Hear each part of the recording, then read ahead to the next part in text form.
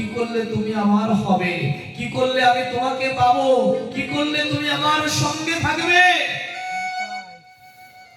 গোবিন্দ একবার বলে দাও, আমি জগতের বুকে তাই করব।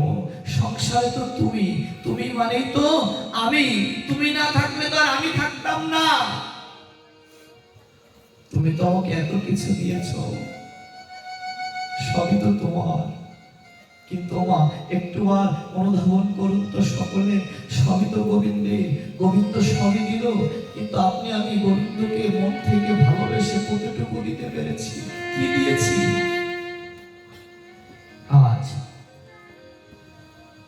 শ্রীধাম মথুরাপুরী কংস নিধন পরে এক রাজা, মথুরার রাজা, কংস রাজ্যের রাজা নয়, পার্শ্ববর্তী রাজা। দেখুন সংসার, আমরা তো শুধুই বলি সংসার, দাও দাও দাও, পুত্রং দেহি মানং দেহি ধনং দেহি। আমরা জমিদার নয় কেউ এখানে, বিন্দু মাত্র কয়টা টাকা আছে, 2, 4, 10 লাখ, 5 লাখ নয়, 5 কোটি নয়, 10 কোটি নাই তো। কিন্তু মথুরাপুরীর পার্শ্ববর্তী রাজা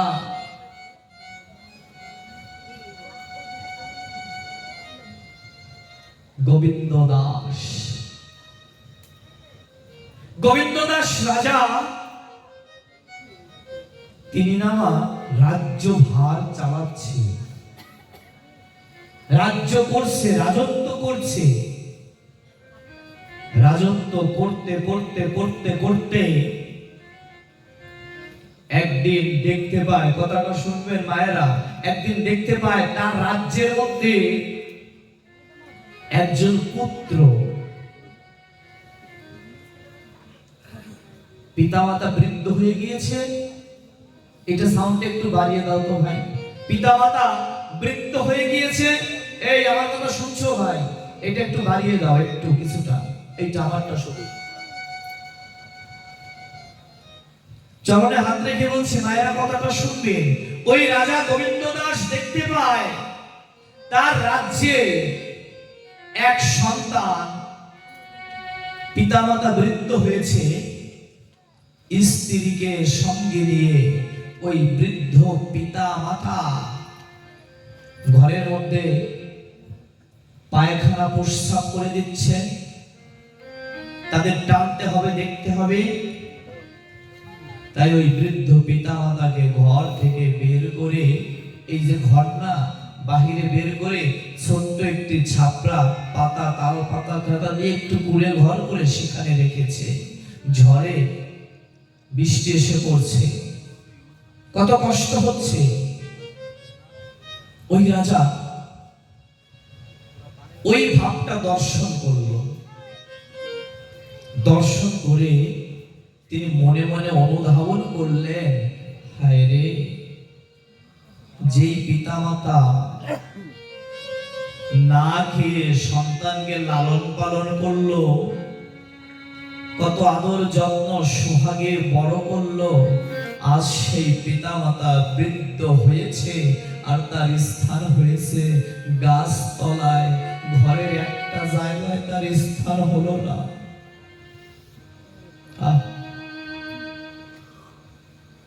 তাহলে এমন সন্তান দিয়ে কি হবে, এমন সন্তান থাকলে কি হবে, আর না থাকলেই বা কি হবে। তিনি সেদিন রাজ্য পরিভ্রমণে বেরিয়েছিল মা, ঘোড়ায় চলে। এক বাড়িতে এই রূপ দেখলেন, আর এক বাড়িতে গিয়ে দেখতে পায় সে আর অন্য কেহ নয়, ওই রাজার রাজমন্ত্রী, অন্য কেহ নয়, ওই রাজারই, গোবিন্দ দাস রাজারই রাজমন্ত্রী। তার বাড়িতে তার একটি পুত্র সন্তান হয়েছে। পুত্র সন্তানের বয়স হয়ে গিয়েছে 6 থেকে 7 বছর। কিন্তু ওই মন্ত্রী সাহেব না, মন্ত্রী মহোদয় না, ওই রাজা কিছুটা কৃষ্ণ ভক্ত বিধায় উনিও কিছুটা কৃষ্ণ ভক্ত ছিল, আর ওই সন্তান ওই পিতামাতাকে ফলো করে করে সেও আজ পরম কৃষ্ণ ভক্ত হয়ে পিতামাতার চরণে প্রণাম করে বলছে কি জানো, একদিন এমনি ভাবে না হরি কথা হচ্ছিল, ভাগবত কথা হচ্ছিল, তো ওই ভাগবতী পাঠক ব্যাসাসনে বসে বসে বলেছিল, আর ও পিতার হাত ধরে ওই ভাগবতের পাশ দিয়ে যাচ্ছিল, কিন্তু যেতে যেতে ওই সন্তানের কানে ওই শব্দটাই গেল। কোন শব্দ? আমি আগে বলেছিলাম নামের মধ্যে নামই থাকে, নাম করতে করতে কৃপা সব সময় হয় না মা, করতে করতে করতে করতে নামের মধ্যে যখন প্রেমময়ী গৌর সুন্দর নিতাই চাঁদের করুণা হয়ে তারা নিজেরা নেমে আসে, ওই সময়টুকু জীবের কৃপা হয়। ভাগবত 2-3 ঘন্টা পাঠ হয়, সব সময় তো অনুধাবন হয় না গো, একটা মিনিট অনুধাবন হয়, 30 সেকেন্ড অনুধাবন হয়, 1 সেকেন্ড অনুধাবন হয়, আর ওই অনুধাবনের সময়টুকু গোবিন্দ হৃদয় মন্দিরের মধ্যে এসে বসে কৃপা করে যায়। তখন ওই 7 বছরের ছোট্ট শিশু ওই ভাগবত আসরের পাশ দিয়ে যায়, আর ভাগবত বক্তা বলে, ওরে জগতে সবই মিথ্যা, একমাত্র কৃষ্ণ চরণে ছিল সত্য, জগৎ অনিত্য, কৃষ্ণ চরণ নিত্য। যদি কেউ পারো না মন থেকে সংসারের মায়া ভুলে গিয়ে কৃষ্ণের চরণ সৎ অনুধাবন করে বক্ষ মাঝে জড়িয়ে ধরে একবার কৃষ্ণ বলে কেঁদে ধুলায় গড়া করে যাও। কত কথাই তো হচ্ছিল সেই দিন, হচ্ছিল না মা? সবাই কত ভক্ত শুনেছিল, কিন্তু ওই মন্ত্রীর ছোট্ট 7 বছরের শিশু সন্তান তিনি বসেছিল না, পাশ দিয়ে যাচ্ছিল। সেই দিন থেকে নিজের এই মাথার মধ্যে হিসাব মিলাতে পারছে না। কি বলল পাঠক? কৃষ্ণের চরণ নিত্য আর সবই অনিত্য, কৃষ্ণের চরণ বুকে ধরতে হবে। কৃষ্ণকে কোথায় পাবো? একদিন মাকে জিজ্ঞাসা করলেন, মা, ও মা, আমি সেদিন পাঠে শুনলাম কৃষ্ণের চরণ চির সত্য আর জগতে মিথ্যা, ওমা কৃষ্ণ কোথায় থাকে? বলল কৃষ্ণ বৃন্দাবনে থাকে। তখন কিন্তু কৃষ্ণ লীলা সংকলন হয়েছে, কৃষ্ণ কিন্তু আর দেহ ধরে দাপর যুগ নয়, বৃন্দাবনে নেই, গোলক বৃন্দাবনে থাকে। যারা নিঃস্বার্থ হয়ে বৃন্দাবনে গিয়ে কৃষ্ণ বলে কাঁদে, কৃপা যখন লাভ হয় গোলক বৃন্দাবন থেকে দেহ ধরে ওই বৃন্দাবনে এসে ভক্তের হৃদয় মন্দিরে বসে যায়। তখন বলল, বাবা কৃষ্ণ বৃন্দাবনে থাকে। কৃষ্ণ বৃন্দাবনে থাকে। মাকে আর কিছু বললেন না। দেখুন ছোট্ট 7 বছর, কতটা ট্যালেন্ট, কতটা বুদ্ধি ধরে মাথায়। মাকে কিছু বললেন না, বাবাকে কিছু বললেন না। ওই দিন রাজা যখন রাজ্য পরিভ্রমণে বেরিয়েছে, ওই দিন দেখতে পায় প্রাত মুহূর্তে তো বেরিয়েছে মা, প্রাত মুহূর্তে বেরিয়ে দেখতে পায় ওই ছোট্ট 7 বছরের শিশু, মন্ত্রীর ছেলে, তারও তো রাজকীয় পোশাক, রাজকীয় মণিমুক্তার মালা গলায় থাকে, বাবা থাকে না? তার মধ্যেও ছিল। রাতে সমস্ত রাত বলতে নিশি পোহাইবে, অনুরোদয় হইবে, এই মুহূর্তে ব্রহ্ম মুহূর্তের পূর্বে ঘুম থেকে জেগে সমস্ত মণিমুক্তা হারগুলো বিছানায় ফেলে দিয়ে, রাজ্যের পোশাক ফেলে দিয়ে কি পরেছে জানো? একটি ছিন্ন, ছিন্ন মানে বোঝেন? সেরা। আমরা কত দামি দামি পোশাক পরি, আজ মন্ত্রীর ছেলে তিনি একটা ছিন্ন বস্ত্র, পুরানো ছিন্ন বস্ত্রটা ছিঁড়ে গিয়েছে, ফেসে গিয়েছে, দুখণ্ড করেছে। দুখণ্ড করে এক খণ্ড দিয়ে কোনো মতে এইভাবে পড়েছে, আর একটি খণ্ড গায়ের মধ্যে জড়িয়ে রেখেছে। আরেকটি মুন্ডু দিয়ে না মা একটা ঝুলি তৈরি করেছে, ঝুলি তৈরি করে কাঁধে নিয়েছে কৃষ্ণ নামের ঝুলি,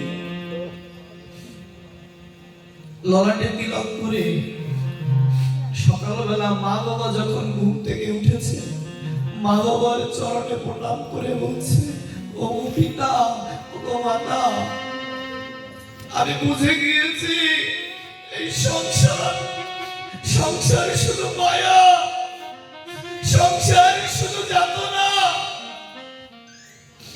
তাই আমি না মনে মনে ভেবে নিয়েছি বৃন্দাবনে যাব আমি। রাধে রাধে। বৃন্দাবনে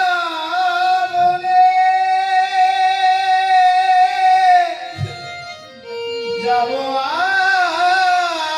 আমি। ওমা ওই ঘরে যাব না, ওই ঘরে যাব না, ঘরে গেলে প্রাণ কৃষ্ণ আমি যে আর পাব না। হরি বল, হরি বল।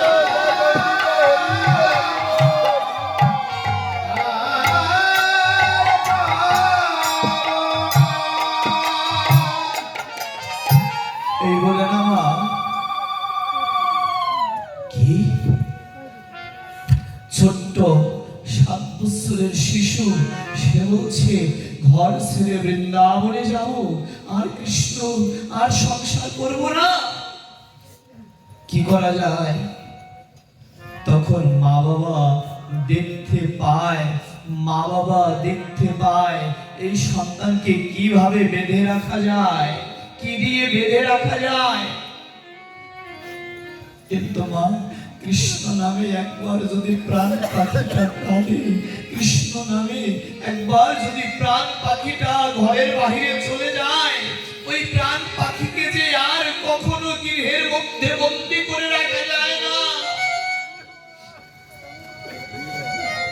তখন বলছে বাবা তুমি যতই বলো যতই করো আর নয়, মা ও বাবা আমাকে করো আশীর্বাদ।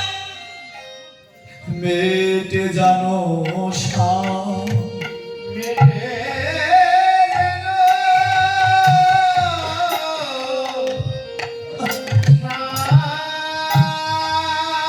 কি সাপ, আমাকে করো আশীর্বাদ। মেটে জানো সাপ, কি সাপ জেগেছি আজ?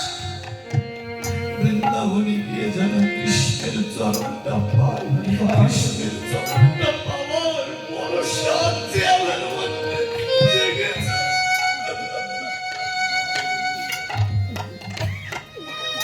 অবশেষে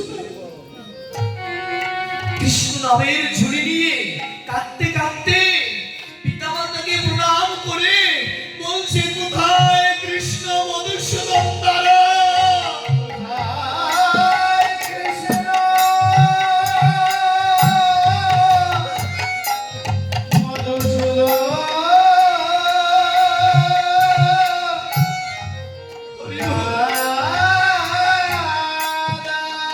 প্রভু দাঁড়াও আমি আসছি। এই বলে দৌড়াতে দৌড়াতে আর কৃষ্ণ বলতে বলতে ছোট্ট শিশু ও কি করছে জানো মা? কৃষ্ণ বলে কাঁদতে কাঁদতে যখন স্মৃতি হারাই ফেলে দৌড়াতে দৌড়াতে দোলার মধ্যে পড়ে যায় আর দোলাকে বেঁধে দেয়।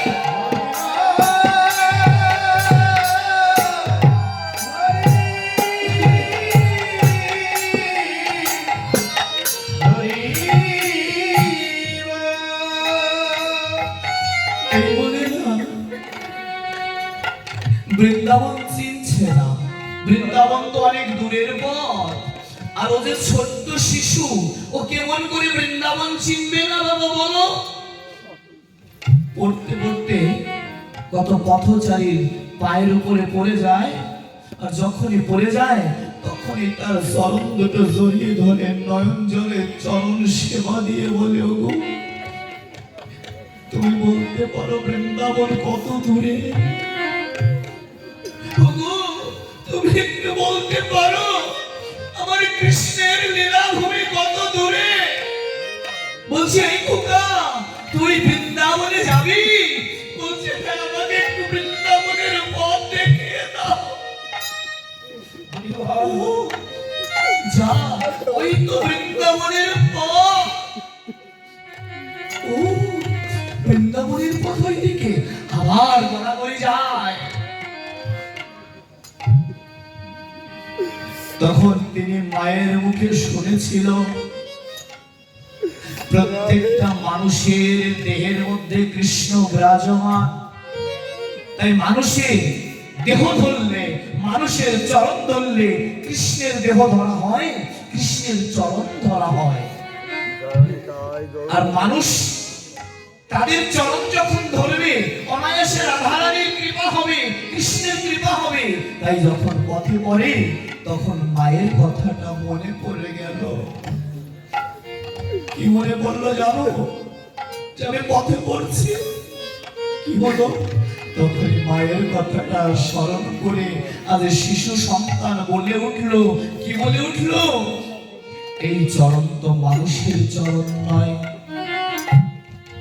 এই চরণ যে ভগবানের চরণ। কেন ভগবানের চরণ? মানুষের মধ্যে ভগবান। তাই শিশু বললে, একবার দাও দাও ভক্তে এই চরণ ধুলি।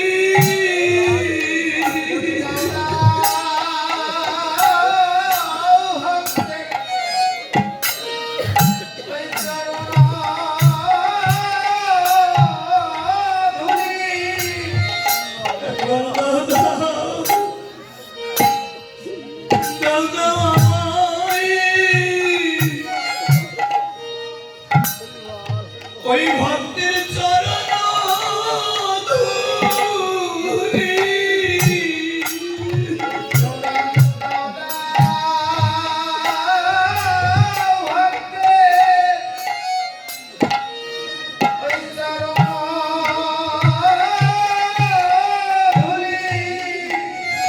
ওরে আমি ওই ধুলি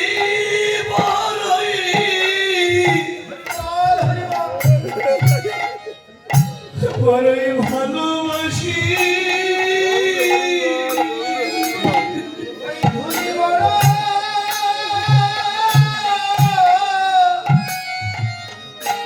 আমি বড় ভালোবাসি।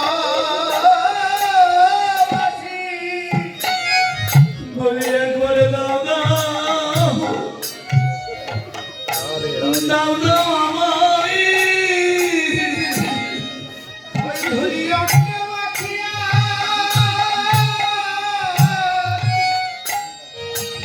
আমার এই মাথায় রাখি। ও ভক্ত রে, হরিবল নিতাই গৌর হরিবল।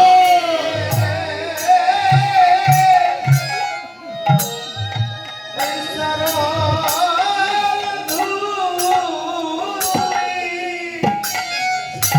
বলি এমন সময় আর হবে না। বলি এমন সময় আমার এই ভাগ্যে হয় কি, ভাগ্যে হয় কি না। ওরে তুমি পেয়েছো জন্ম ভালো, একবার সাধুর সঙ্গ করো। জনম ভালো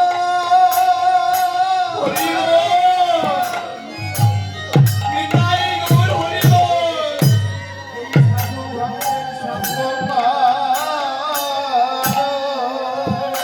একবার এমনি ভাবে না মা, ছোট্ট নাবালক শিশু কাঁদতে কাঁদতে ভক্তের চরণ ধরতে ধরতে ব্রজপথের দিকে ছুটে যাচ্ছে। ওই গোবিন্দ দাস মহারাজ এই লীলা দর্শন করে তার মধ্যে সংসারের বৈরাগ্য এসে বলছে, হায় রে জীবন, একজন পিতা মাতাকে অনাহারে বাহিরে ফেলে দিল, আর একজন আমার মন্ত্রীর সন্তান হয়ে 7 বছরে রাধে রাধে বিজয়দা 7 বছরে সংসার ত্যাগ করে গোবিন্দকে পাওয়ার জন্য বৃন্দাবনের দিকে ধাবিত হচ্ছে। 7 বছর শিশুর মধ্যে গোবিন্দকে পাওয়ার জ্ঞানটা হলো, আর আমার কত কত দিন পার হয়ে গেল, শিশুকাল চলে গেল, জীবন চলে গেল।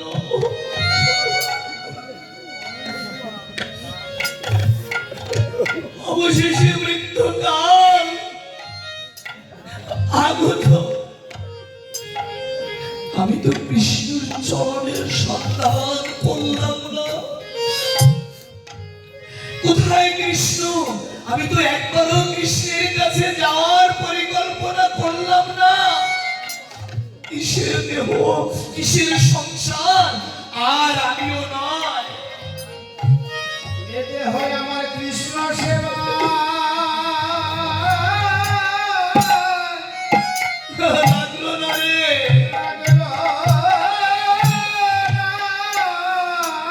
হরি বল, হরি বল, হরি বল।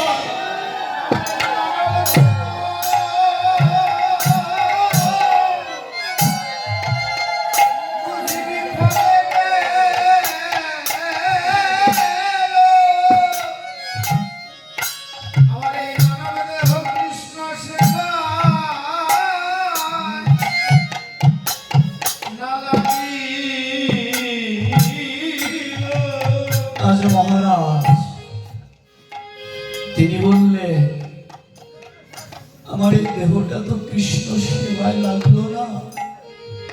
তাই দেখি বৃদ্ধ বয়সী কৃষ্ণ চরণ না পাই, যদি একটু মুহূর্তের জন্য কৃষ্ণ ভক্তির চরণের সঙ্গটা করতে পারি। ভগবান নিজেই তো বলেছে, আমার হতে নাম বলো, নাম হতে মুক্ত বলো।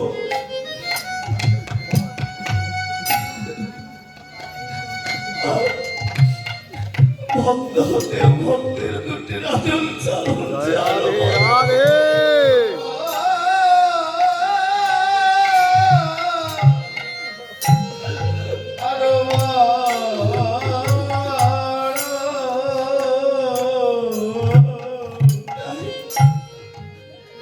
শিশুকালে ভজে কৃষ্ণ পাওয়ারই আসে,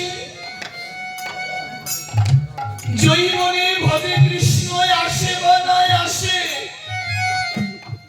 আর বৃদ্ধকালে ভজে কৃষ্ণ শুধুই জমির আসে। আমি তো বৃদ্ধ, আমি তো কৃষ্ণ পাবো না, কিন্তু কৃষ্ণ ভক্তের চরণ যদি একটু ধরি, যদি ওই চরণ ধরে ভগবতের পায়ে দিয়ে গোবিন্দের চরণের সন্ধানটা পাই। তাই মহারাজ বললেন, আর সংসার নয়, আর রাজ্য নয়। ছোট্ট 7 বছরের শিশু যেমন করে ধবল বস্ত্র পরিধান করে, জীর্ণ বস্ত্র পরিধান করে, ভিক্ষার ঝুড়ি স্কন্ধে নিয়ে বৃন্দাবনের পথে পথে চললেও মহারাজ মণিমুক্তা ফেলে দিয়ে নামা। আজ রাজা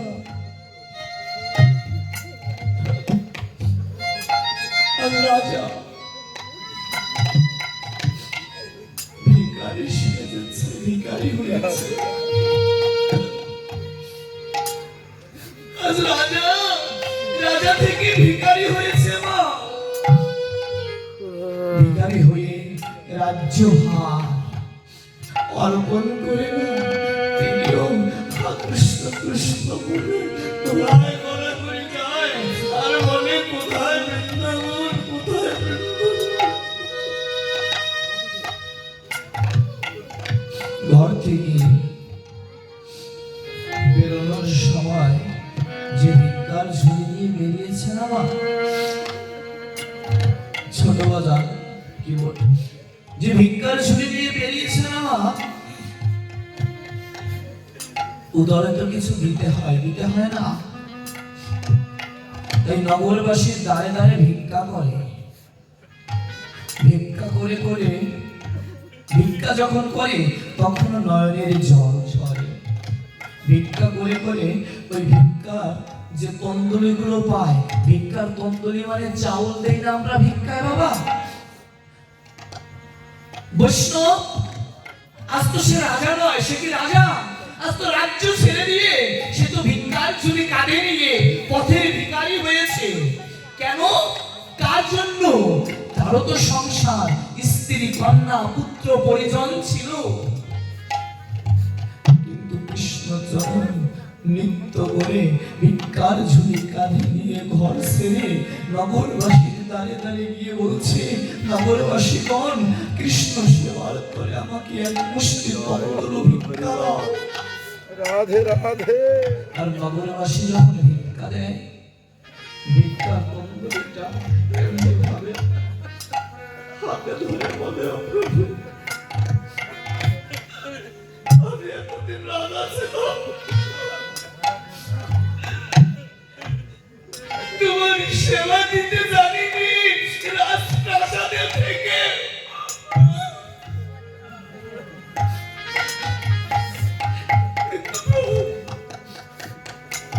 আজ আমার কত সৌভাগ্য, আমি ভিখারি সেজে নগরবাসীর দ্বারে দ্বারে গিয়ে ভিক্ষা করে আমি এক মুষ্টি তন্দ্র দিয়ে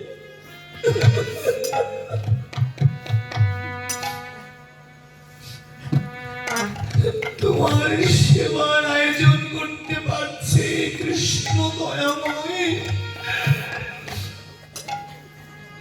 তুমি আমার তন্দুলি গুলো গ্রহণ করো।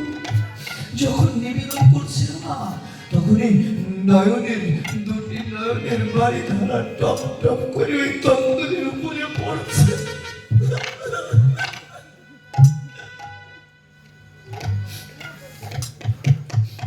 যখন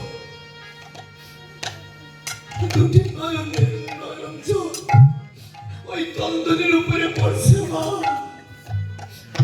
সঙ্গে সঙ্গে রাধা ঠাকুরানী বললেন, ও গোবিন্দ দেখো, তুমি তো বলেছিলে ভক্তের নয়ন জল তুমি সইতে পারো না।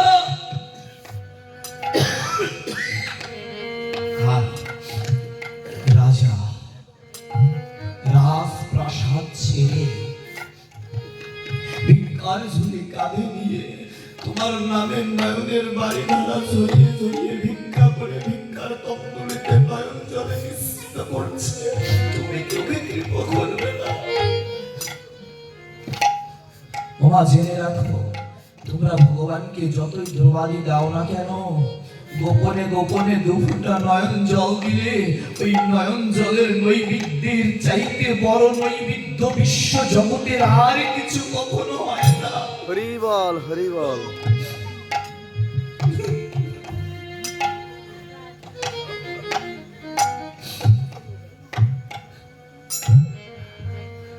গোবিন্দ বলছে, রাধি আমি ওকে পরীক্ষা করব,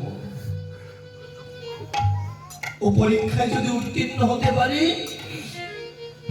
আমি ওকে কৃপা করব, ওকে দর্শন দেব। আর যদি পরীক্ষায় উত্তীর্ণ না হতে পারে আমার কৃপা পাবে না। কি পরীক্ষা গোবিন্দ? বলছে তুমি শুধু দেখবে, কিছু বলবে না। তখন স্বয়ং ভগবান একটি মুদির দোকানে চলে গেলেন। কি রূপে জানো মা? এখন তো ডিজিটাল পালা, ডিজিটাল পরিমাপ, তাই না? তখন ডিজিটাল পরিমাপ নেই, পাথরের নুড়ি দিয়ে দাঁড়িপাল্লায় মাপা হতো, তাই না বাবা? ওই পাথরের নুড়ি, একটি কালো পাথরের নুড়ি, প্রাণ গোবিন্দ ঘোর বৃন্দাবন থেকে শুধু ভক্তির উদ্ধার করার জন্য মুদির দোকানে পাড়ার উপরে কালো পাথরের মধ্যে গিয়ে প্রবেশ করলেন। মুদিখানার যিনি দোকানদার, তিনি তো আর গোবিন্দকে চিনতে পারলেন না। তো আজ ওই ভক্ত না, জমিদার ভিখারি ঘুরে ঘুরে তন্দুরি পেয়েছে, কিন্তু কোনো সবজি পায়নি। তো খালি শুধু তন্দুরি কি ভগবানকে দেবে? তাই মনে মনে ভাবলেন, দেখুন ভগবানের কি ইশারা, ভগবানের কি লীলা। তিনি মনে মনে ভাবলেন, একটু বাজারে যাই, একটু মুদিখানায় যাই, অনেকগুলো চাউল পেয়েছি, কিছু চাউল মুদিখানায় দিয়ে আমার কৃষ্ণের সেবার জন্য আমি কিছু মিষ্টি, কিছু সবজি নিয়ে যাই। রাধে রাধে। দেখুন, যে ভক্ত তার ভাবনাটা ভগবানকে নিয়ে থাকে, যে কামুক তার ভাবনাটা কামনা নিয়েই থাকে, যে বিষয়ী তার ভাবনাটা বিষয় নিয়েই থাকে, আর যে কৃষ্ণ ভক্ত তার ভাবনাটা শুধু প্রাণ কৃষ্ণকে নিয়ে থাকে। এখন দোকানের কাছে গেল, দোকানিকে বলছে, ও দোকানি, আমাকে একটু সবজি দেবে? এই নাও, আমার এখান থেকে কিছু চাউল নিয়ে যাও। বলছে, হ্যাঁ দাও। এই পাল্লায় না সবজি তুলেছে, বুঝলেন? দুটো পালা থাকে না, একটা পালায় সবজি তুলেছে, আর একটা পালায় ওই পাথরের নুড়িটা তুলেছে।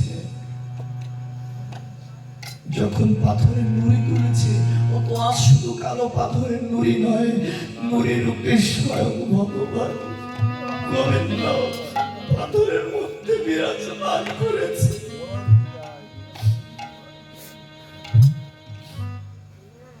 যখন ওই নুড়িটা তুলেছে না, ও যে ভক্ত, সর্বস্ব তোমাকে সঁপে দিয়েছে প্রাণনাথ, আমার বলতে তো কিছু নেই।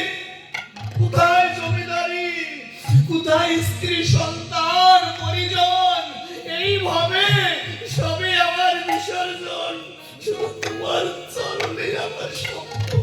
জয় নিতাই গৌর হরি, জয় রাধে রাধে।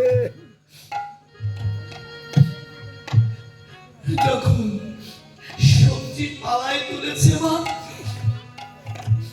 ওই ভক্ত পাথরের নুড়িটার দিকে চোখ পড়ে গিয়েছে।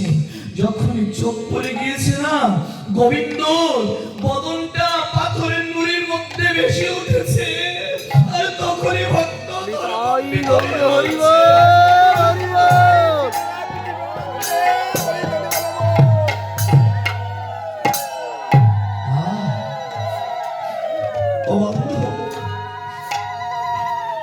তোমার খেলা,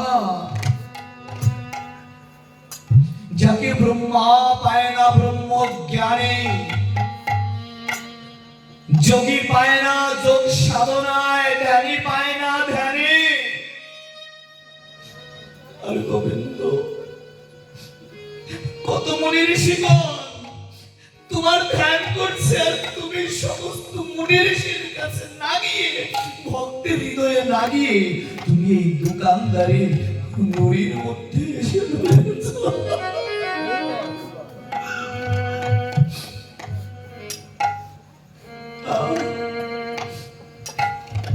কি মহিমামৃত লীলা।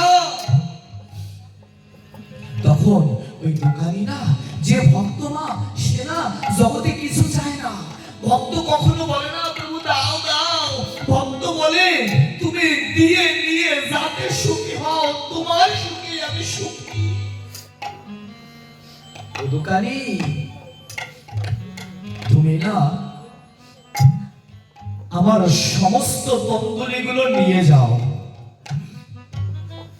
আমি যত ব্যঞ্জনাদি ভিক্ষা করে পেয়েছি সমস্ত ভিক্ষা নিয়ে যাও, কিন্তু বিনিময়ে তোমার কাছে আমি একটি জিনিস চাইবো, তুমি দেবে আমায়।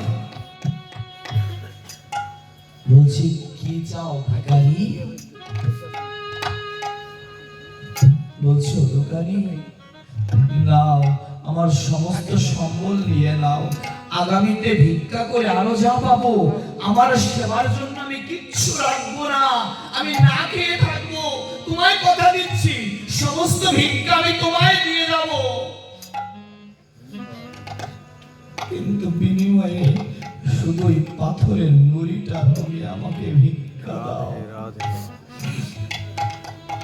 দোকানি মনে মনে ভাবলেন এ কোন পাগল এসে জুটেছে, ও সারা জীবন ভিক্ষা করে আমায় দ্রব্যাদি দিয়ে যাবে, আবার আজকে সব দিয়ে যাবে, পাথরের দাম তো একেবারেই সীমিত। বেশ, পেয়েছি আজকে পার্টনার। তখন না মা সমস্ত তন্তুলিগুলো রেখে পাথরের নুড়িটা ভিখারির হাতে দোকানি তুলে দিচ্ছে। যখন দিতে যাচ্ছে তখন দোকানি দেখতে পায় ওই পাথরের নুড়ির গায়ে বালু কণা, তেল, লবণ, হলুদ লেগে লেগে রয়েছে। তখন ভিখারি এইভাবে উত্তরীয় পেতে ওই পাথররূপী ভগবানকে প্রেমের আলিঙ্গনে এনে দুটি নয়নের জল দিয়ে ওই পাথরের নুড়ির বক্ষ ভাসিয়ে দিচ্ছে আর বলছে গোবিন্দ কতদিন তুমি এই দোকানের অনাহারে রয়েছো, অযত্নে অস্নানে রয়েছে। আর নয়নের জল টপ টপ করে পড়ছে, আর গোবিন্দ মৃদু মৃদু হাসছে, হাসার মধ্য দিয়ে হাউমাউ করে কেঁদে ফেলেছে। কেন মা? ভক্তের নয়নের জল যে ভগবান সইতে পারে না। এইবার ওই নুড়িটা এমনি ভাবে নিয়ে প্রেমের মহা আনন্দে মহাভাবে গৃহের তাল পাটার কুঠির একটু থাকে, একটু কুঠির করে, আবার চলে, আবার একটু তাল পাতা দিয়ে কুঠির করে ভগবানের সেবার জন্য। আজকে যেখানে কুঠির করেছে না, কুঠিরে গিয়ে ভগবানকে নয়ন জল দিয়ে স্নান টান করিয়ে ওই সিংহাসনে বসিয়ে যখন অর্ঘ্য দেবে, তখন পাথরের নুড়ির মধ্য থেকে বলে উঠল ভিখারি,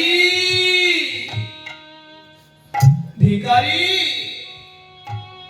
তুই আমাকে ঘরে রাখিস না, আমাকে যেখান থেকে এনেছিস সেখানে দিয়ে আয়, না হলে তুই ধ্বংস হয়ে যাবি। পাথরের নুড়ি থেকে উচ্চস্বরে শব্দ ভেসে আসছে, তুই ধ্বংস হয়ে যাবি। তখন ওই ভিখারি বললেন প্রভু আমার ধ্বংসের আর কি বা বাকি, কৃষ্ণ চরণে যেহেতু সর্বস্ব দিয়েছি, কৃষ্ণ চরণেই মরবো, বাঁচলে কৃষ্ণ চরণেই বাঁচবো, আর আমি তোমাকে ফেলে দেব না। দোকানি না বুঝলেও প্রভু আমি বুঝে দিয়েছি তুমি আর কেহ নয়, তুমি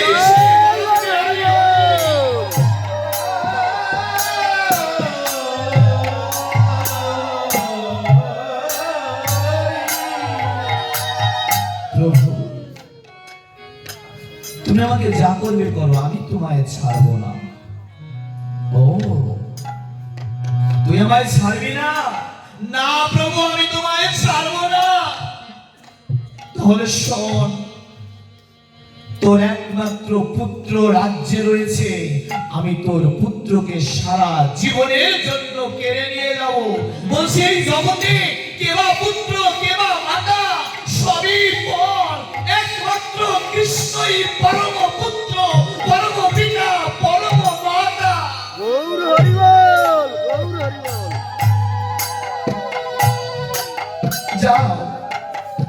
আমার নয়, ওটা তোমার। তুমি যদি নিজে সুখী হও নিয়ে যাও প্রভু। বেশ। পরবর্তী মুহূর্তে মা সংবাদ আসলেন, এই রাজার যে পুত্র ছিল, পুত্র সন্তানটি সারা জীবনের জন্য প্রাণ পাখিটা উড়ে চলে গিয়েছে, জীবিত নেই, মারা গিয়েছে। রাজা ভিখারি সুদত্ত নারায়ণের জল ফেলে বলল, তোমার খুশিতেই প্রভু আমি খুশি। রাধে রাধে। বেশ ভিখারি, এখনো সময় আছে, তুই আমাকে ফেলে দিয়ে আয়, আমি তোর পুত্র ফিরিয়ে দেব। বলছে চাই না, যে পুত্র পেলে তোমাকে হারা হতে হবে, আমি ওর পুত্র চাই না, আমি শুধু তোমাকে চাই।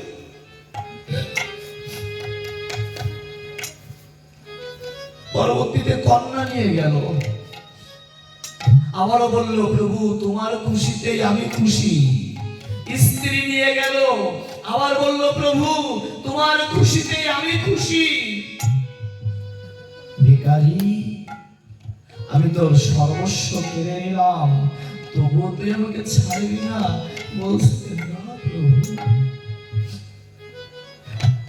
সর্বস্ব তোমার চরণে সঁপে দিয়েছি প্রাণনাথ। তুমি যে আমার, আমি তো সর্বস্ব তোমার চরণে সঁপে দিয়েছি, তুমি তো আমারই।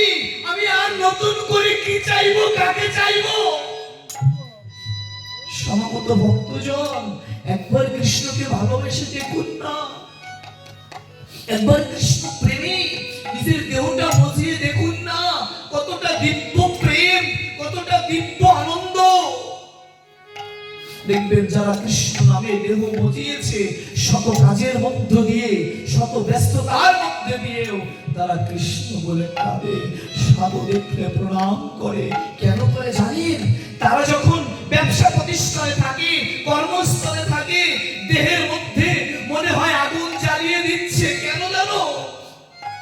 বৈষ্ণব দর্শন হয় না বলে, কৃষ্ণ সেবা হয় না বলে। যখন বৈষ্ণব দর্শন হয়, যখন কৃষ্ণ সেবা হয়, তখনই তাদের মধ্যে দিব্য আনন্দের প্লাবিত বন্যা বয়ে যায়। কিছুই ফিরে পেল না, ভগবানের নামও ছাড়লো না। এইবার বলল, ভিখারি আমি তোর সব নিয়েছি, এইবার তোকেও আমি নিয়ে নেব। ভিখারি বলছে, প্রভু আমি তো এটাই চাই। আমি কেন জমিদারি ছেড়ে এসেছি? আমি তো তোমার চরণের জন্য এসেছি।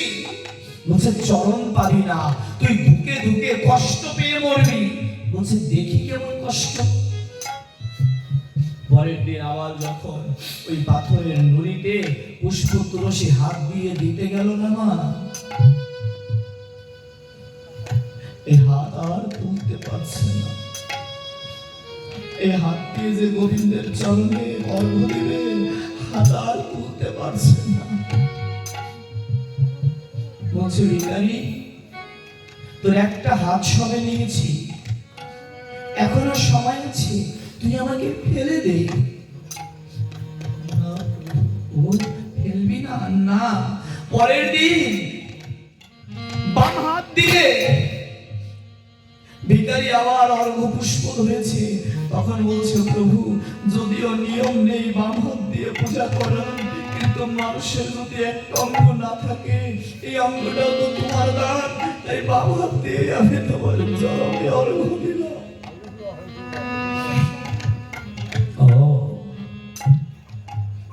বাম হাত চলে গেল বাবা, বাম হাত নেই, আর হাত তুলতে পারছে না, কি দিয়ে সেবা দেবে?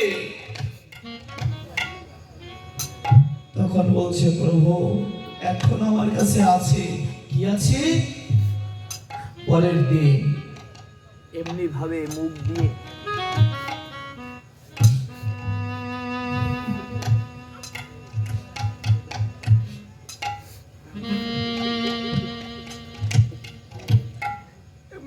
মুখ দিয়ে যখন ভগবানের চরণে দিল না মা,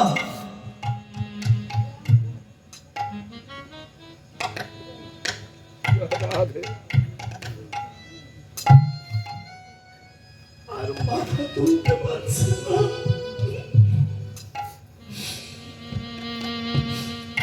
মাথায় আর তুলতে পারছে না। তখন বলছে, ভিখারি এখনো সময় আছে, তুই আমাকে ফেলে দে, আমি তোর স্বজনে ফিরিয়ে দেব, তোর হাত ভালো করে দেব, তোর মুখ ভালো করে দেব। বলছে, যে ভালোর মধ্যে আমার গোবিন্দ নেই, রাধে রাধে যার মধ্যে আমার কৃষ্ণ নেই, আমি তো সেই ভালো চাই না। ধরে এইবার তুই কি দিয়ে পূজা করবি? কেন গোবিন্দ? 18 মুকাম, 24.5 পরগনা, 11 ইন্দ্রিয়, ষড়রিপু, পঞ্চ আত্মা দিয়ে যে মানব দেহটি গঠন করেছো, এখনো তো আমার পা দুটো রয়েছে। তোমার সেবার জন্য যদি এই আমার পদযুগল না লাগে, তাহলে এই পদযুগল থেকেই বা কি লাভ? গোবিন্দ না আর স্থির ভাবে বসে থাকতে পারলেন না। ওই ভিখারি দেখতে পায় পাথরের নড়ির মধ্যে থেকে ঝরঝর ঝরঝর করে জল বেরিয়ে বেরিয়ে গড়িয়ে যাচ্ছে।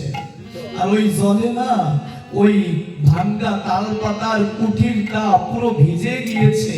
ভিজে জল দিয়ে গিয়ে ওই ভক্তের চরণে গিয়ে পড়েছে। আর তখন ভগবান কেঁদে দিয়ে বলছে, ওরে তোরা তোরা যে শুধু আমাকে বলে কাঁদিস, আমার চরণ পাওয়ার জন্য কাঁদিস, কিন্তু তোরা তো জানিস না আমিও যে ভক্তের চরণের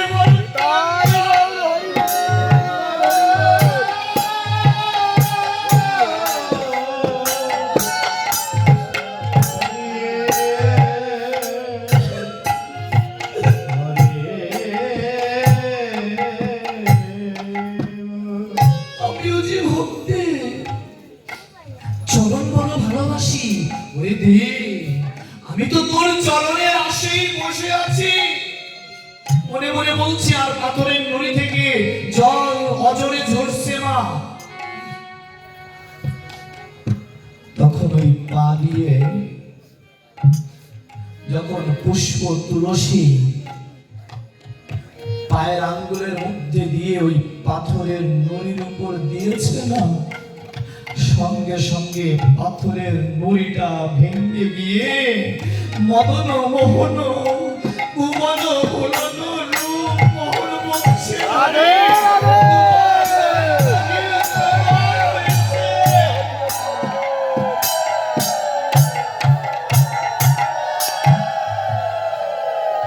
প্রকট হয়ে মুরলি ছেড়ে দিয়ে তখন বলছে, নয়ন জলে বক্ষ ভাসিয়ে, ওরে আমি তো এই দিনটির আশায় আমি বসেছিলাম, কখন কখন আমার ভক্তির দুটি যুগল চরণ আমি পাবো। আজ আমি ভক্তির চরণ পেয়ে আমার ভগবত্ত জনম ধন্য হলো। বলছি, আয় আয় ভক্ত আমার বক্ষে আয় রে।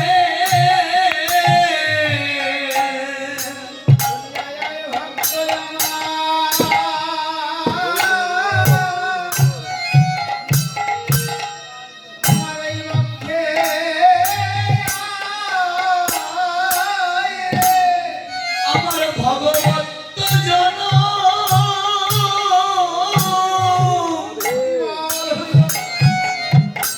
আজ তোর মতো ভক্তের চরণে পেয়ে আমি ধন্য করি। বলি একবার ভক্ত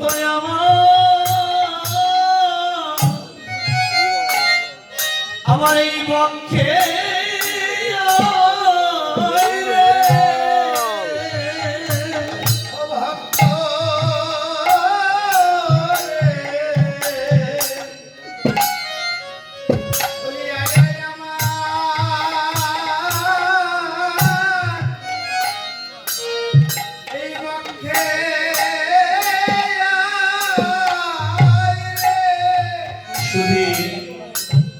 বৈষ্ণবজন, সুধী ভক্তজন,